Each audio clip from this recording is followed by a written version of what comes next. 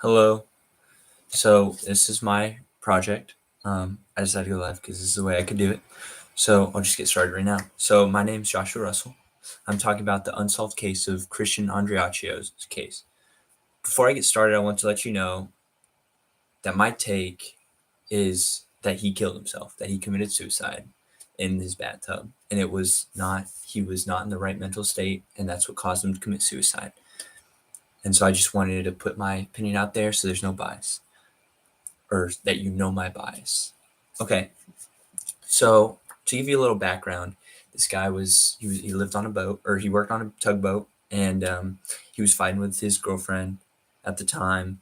So, and then he gets let loose early, so he goes home, and he tries to call his girlfriend a couple times, doesn't answer. So his friend picks him up, takes him home, and when he gets home, he immediately fights with his girlfriend.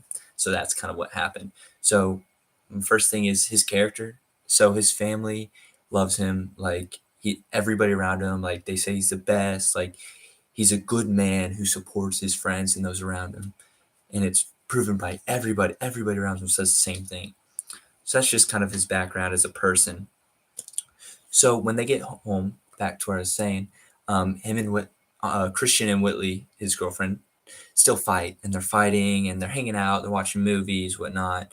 They're still arguing, and then Dylan leaves. He comes back, and then apparently, sometime in there, allegedly, sorry, according to Dylan, um, Christian puts a gun to his head. I don't want to make too much, but he puts a gun to his head, and he says, "Do you love me?" to his girlfriend, and they de-escalate the situation.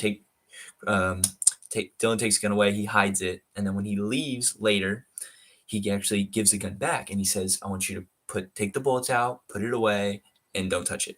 Okay.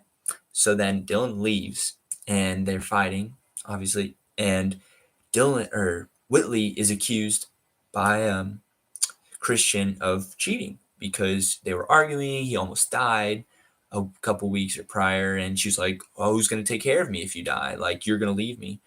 So she had issues as a child, so he felt like he wanted to be there for her. So he loves her a lot because he doesn't want to be like how she was raised up on. And so basically, he has a gun, right? And he was because what he did about "Do you love me?" He was acting insane, and his character presented by his family was that he was a good person. He had his life set. This guy he was going to be the youngest guy to have his own tugboat. He had so much money. He had jet skis. He had all that. He could just move. He moved in with his cousin. Everybody in his family, everybody loved him. Everybody that was around him was like, he's such a great guy. There's no way he could have killed himself because he was too set with life that it seemed impossible.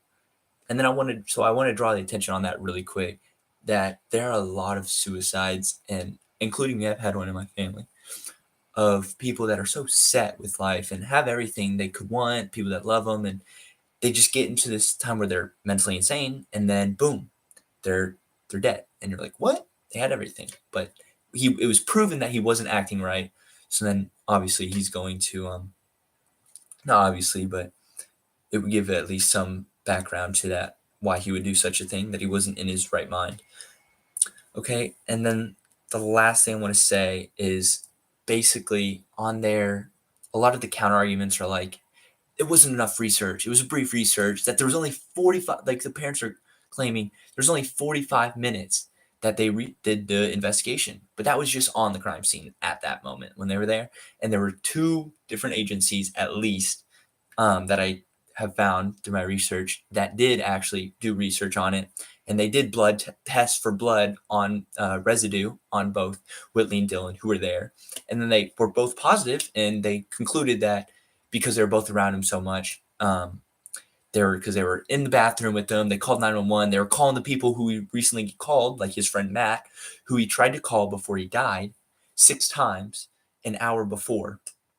Are and I believe that it was because that he called Matt because he wanted to talk to his friends before he died, because he knew he wasn't in the right state of mind, and you have to talk with him last time. And that's the same thing that happened in my family. So that is a little bit biased. Um, some may argue that he called Matt to fear for his life because I'm afraid that my girlfriend's going to kill me because that's what people think. But he actually would have called Dylan, right? Because he was the closest around. He would have been the one who could save him unless they were in cahoots. So that could be, you know, obvious a possibility. But the thing with this case is there are so many possibilities, and because it's suicide, or that I believe is suicide, you can't. There are always going to be the conspiracy theorists out there, but you can't close a case. You can't close it because it's either he killed himself or he didn't, and then someone else did. And if someone else didn't, then that would be that option. But you can't guarantee 100%, even though the research guarantees that he did kill himself because multiple people or institutions concluded that. So, last bit is the motive that he had, that the girlfriend would have had, was that she thought he had life insurance. Because he was talking about it and he was so successful because they had the argument, but he didn't get life insurance. So that's the only kind of argument that they can have for a motive. Besides that, there's no other motive because he was just such a great person to those around him, despite the arguing that happened between him and his girlfriend. So that's it. Thank you for listening, and goodbye.